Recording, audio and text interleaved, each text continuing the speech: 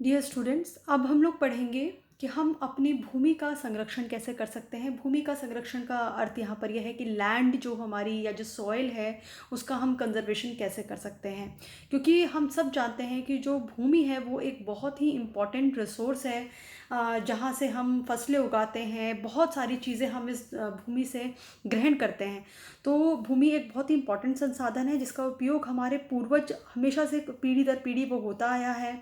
हम कपड़े, आवास, भोजन की मूल आवश्यकता का 95% जो है वो भूमि से ही प्राप्त करते हैं। तो इसी से हम जान सकते हैं कि भूमि की कितनी इम्पोर्टेंस है। जबकि देखिए क्या है कि बढ़ती जनसंख्या तथा भूमि संसाधन पर तीव्र गति से बढ़ते दबावों के परिणाम स्वरूप वन भूमि एवं कृषि योग्य भूमि का बड़े पैमाने पर विकास हुआ है। इससे क्या है, इससे इस प्राकृतिक संसाधन के जो समाप्त प्राय हो जाने की जो का भय पैदा हो गया है कि भाई जनसंख्या बढ़ रही है तो कृषि जो वो है योग्य भूमि भी क्या है वो बड़े पैमाने पर खेती हो रही है। बड़े पैमाने पर हम क्या कर रहे हैं कि जो वन भूमि है उसका इस्तेमाल कर रहे हैं। बहुत सारी जो मतलब भूमि का, अब जनसंख्या बढ़ेगी तो भूमि का भी इस्तेमाल होगा। भूमि का इस्तेमाल होगा तो भूमि क्या है, लिमिटेड है ना। लिमिटेड है तो क्या होगा, उसकी भी एक दिन क्या हो जाने की, मतलब एक दिन वो भी एक सीमित मात्रा में है। तो अगर हम उसका लिमिटेड भूमि का अगर हम सही से न्याय संगत अगर हम उसका यूज़ नहीं करेंगे तो क्या हो जाएगा, तो भूमि का तो जो इसकी भी, इस संसाधन की भी क्या हो सकती है, कमी हो सकती है। अब देखिए मानवीय क्रियाकलापों के कारण न केवल भूमि का निम्नीकरण होता जा रहा है, यानी भूमि का जो स्तर है वो डिग्रेड होता जा रहा है। इससे क्या हो रहा है कि अभी तो भूमि को नुकसान पहुंचाने वाले प्राकृतिक ताकतों को भी बल मिल रहा है। जैसे देखिए वर्तमान में भारत में 13 करोड़ हेक्टेयर भूमि निम्नीकृत है, यानी डिग्रेडेड है, यानी वो किसी काम की नहीं है।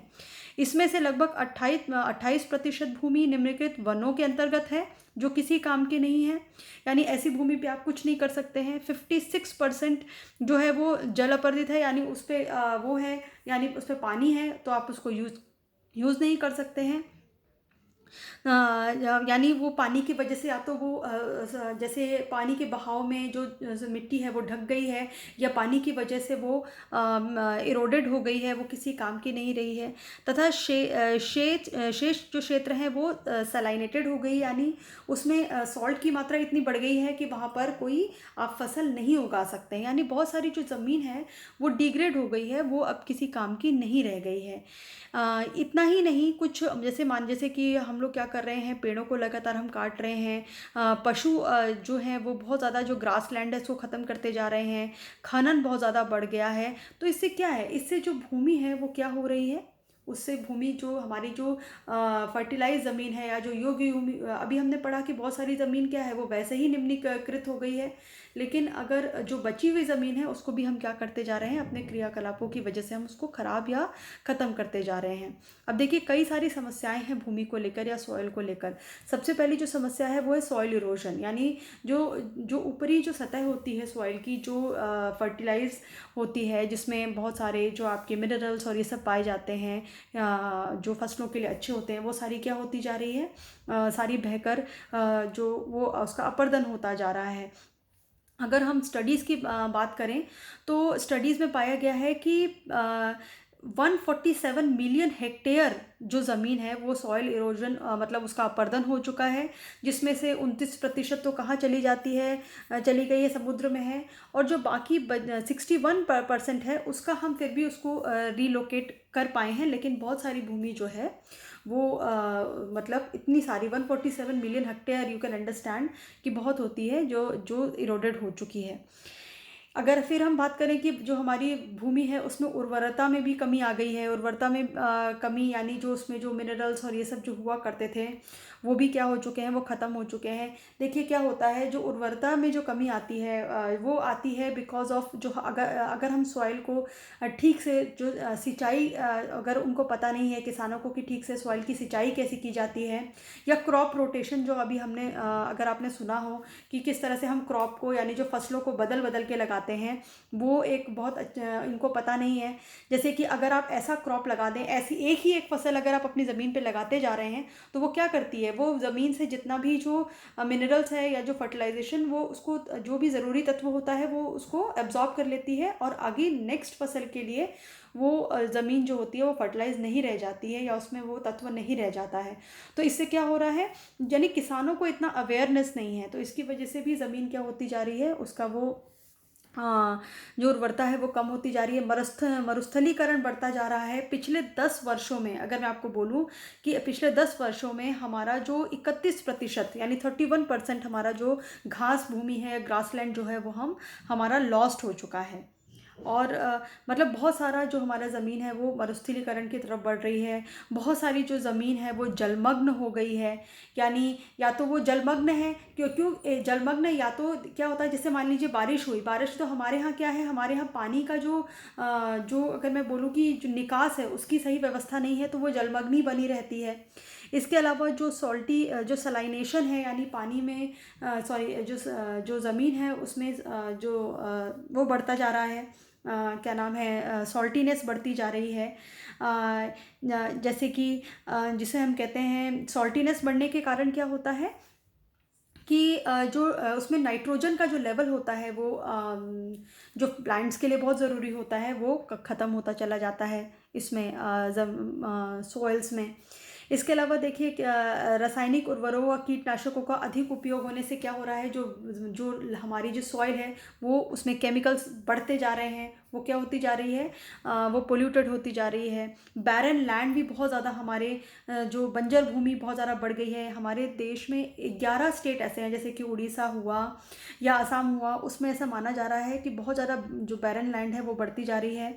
इसके अलावा अगर मैं बोलूँ कि 1/6 यानी जो हमारी जो इंडिया की ज़मीन है वो बैरन है, एक तरह से वो किसी काम की नहीं है। नगरीकरण व परिवहन का विकास हो रहा है। नगरीकरण है तो ऑफ कोर्स क्या है, जो खेती योग्य ज़मीन है वो किस में नगर में कन्वर्ट होती जा रही है। गांव जो है वो नगरों की तरफ बढ़ रहे हैं, उनका मतलब वो गांव से बढ़ते जा रहे हैं और नगर बढ़ते जा रहे हैं। इसके अलावा मानवीय हस्तक्षेप है, पेड़ कट रहे हैं। आए दिन क्या हो रहा है, पर्यावरण के साथ अगर हम एनवायरनमेंट है उसको एक्सप्लॉइट कर रहे हैं, तो बहुत सारे ये रीजंस हैं जिसकी वजह से जो सॉइल है उसका कंजर्वेशन नहीं हो पा रहा है। और जो सॉइल जो बहुत ज़्यादा मात्रा में जो हमारे लिए बहुत ही इम्पोर्टेंट संसाधन है उसका जो क्वालिटी है वो क्या होती जा रही है, वो डिग्रेड होती जा रही है। देखिए भूमि संरक्षण के बहुत सारे उपाय भी हैं। अगर ये समस्या है तो इसका हमारे पास समाधान भी है। सबसे पहला देखिए समाधान ये है कि सबसे पहले लोगों को इस चीज़ का एक तरह से जानकारी या लोगों को हमें अवेयर करवाना है कि भूमि का कटाव क्या होता है और वो क्यों होता है और उसकी वजह से क्या क्या क्षति हो सकती है। जैसे किसानों या जो भी इस तरह के फील्ड में इन्वॉल्व हैं, लोगों को ये पहले जानकारी होनी चाहिए। इसके अलावा भूमि के समुचित उपयोग में भूमि की उर्वरता में ह्रास नहीं होने पाता, यानी अगर हम भूमि का समुचित उपयोग करते हैं, सही से उपयोग करते हैं, जैसे मैंने अब आपको बताया कि जो किसान है उसको पता है कि वाटर मैनेजमेंट कैसे करना है, सिंचाई कितना पानी डालना है, किस तरह से क्रॉपिंग करनी है यानी किस तरह से फसलों को लगाना है, या किस तरह से एक रोटेशन करना है, एक के बाद दूसरा जो क्रॉप लगाना है। तो उससे क्या होता है, अगर आप सही तरीके से करेंगे तो भूमि की जो उर्वरता है उसमें ह्रास नहीं होता। अब जैसे ढालू सतह जो होती है, जो ऐसी ढालू सतह होती है उसमें आप अलग तरीके से, अब क्या है कि अगर जो पानी बहकर अगर ढालू सतह से आएगा तो वो क्या हो जाएगा, सारी की सारी मिट्टी नीचे आ जाएगी और सॉइल इरोजन हो जाएगा, अपरदन हो जाएगा। तो जब ऊपरी सतह सॉइल की निकल जाएगी तो फिर उसमें कुछ तत्व भी नहीं रह जाता है एक तरह से। तो वहाँ हम क्या कर सकते हैं, वहाँ हम क्षैतिज जुताई कर सकते हैं, जैसे सीढ़ी नुमा जो आपने सुना होगा, वहाँ हम सीढ़ी नुमा जुताई कर सकते हैं ताकि जो जो मृदा है वो सीधी फिसल कर नीचे ना आ जाए, उसको उसमें क्या हो, रुकावट पैदा हो। तो सीढ़ी नुमा खेती की जा सकती है। देखिए यहाँ पे एग्जाम्पल लिखा हुआ है, किसी क्षैतिज जुताई कीजिए, सीढ़ी नुमा खेती वहाँ पे हम कर सकते हैं। मैदानी भागों में भूमि की उर्वरता में ह्रास या भूमि का कटाव अनुचित कृषि तथा निरंतर पशुचारण की वजह से होता है। अगर आप ग्रास लैंड पे पशुओं को खूब देर देर तक चराने के लिए भेज देंगे तो क्या होगा, सारी जो घास है वो ख़त्म हो जाएगी।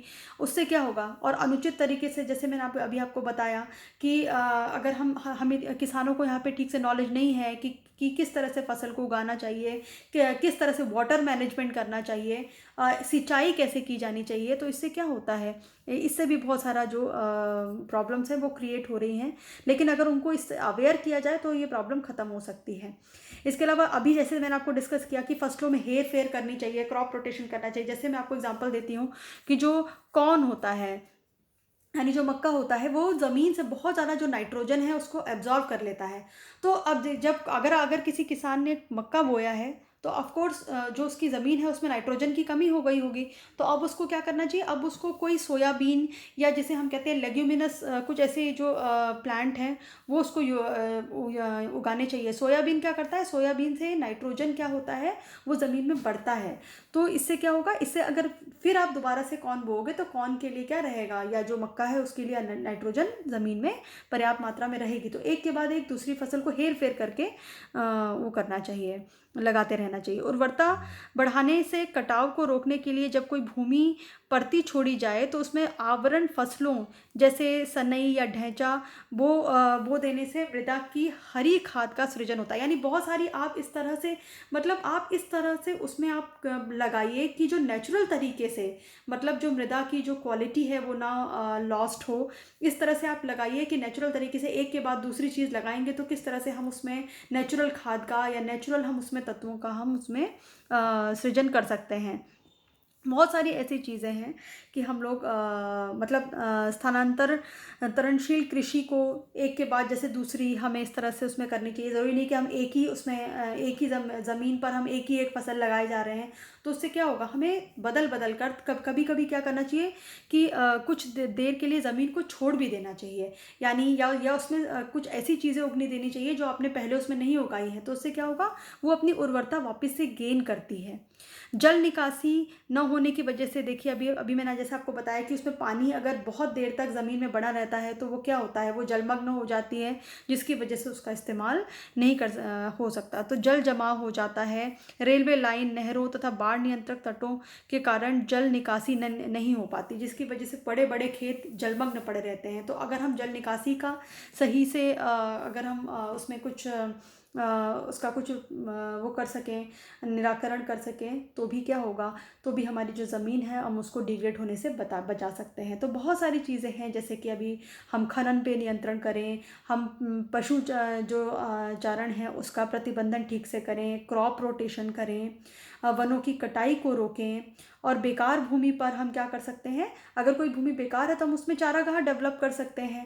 उस पर कुछ ऐसे हम चीज़ें अगर करें कि भाई उस पर चारागाह बना लें, उसका विकास कर सकते हैं, तो हम उसका भी उपयोग कर सकते हैं। तो बहुत सारे तरीके ऐसे हैं जिससे हम सॉइल कंजर्वेशन कर सकते हैं।